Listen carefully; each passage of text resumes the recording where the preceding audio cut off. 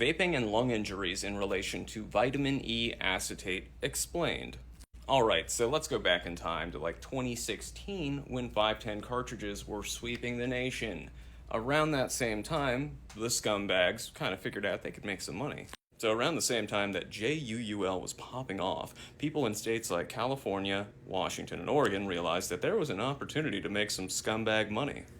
So basically, in the western portion of the US, where a lot of this stuff was legally available, they would procure the very, very thick distillations. And then at some point, they realized we need to thin this out, and someone in their group of geniuses probably raised their hand and said, well, my mom uses vitamin E. It's seemingly all natural. She can put it on her skin. She can eat it. Why don't we use that?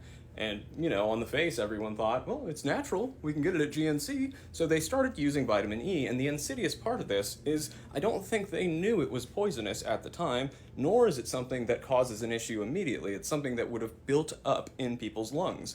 Therein lies the problem. As JUUL's popularity skyrocketed, young people across the country were being hospitalized. And more often than not, those young people, when their parents are like, why are your lungs failing? Oh, Mom, I swear we were just JUULINGing, and we definitely weren't getting stuff from Jimmy's cousin's friend Sarah that totally lives in California. And that's why, after 2018, 2019, there was an incredibly sharp drop-off of this particular form of lung injuries because the individuals, the scumbags in question, figured out, oh, we were poisoning people. Oh my.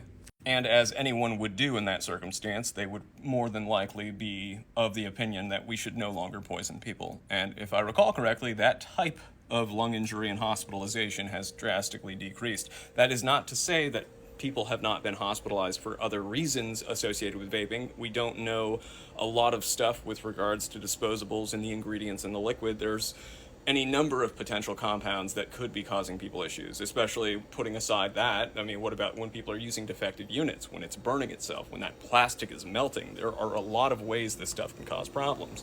And therein lies my supporting of stuff like Mullen or CMOS, because assuming everything is going as well as it can possibly go in the practice of vaping, which you should not do, those compounds are known to be somewhat helpful in that they regulate mucus and have a lot of antioxidants.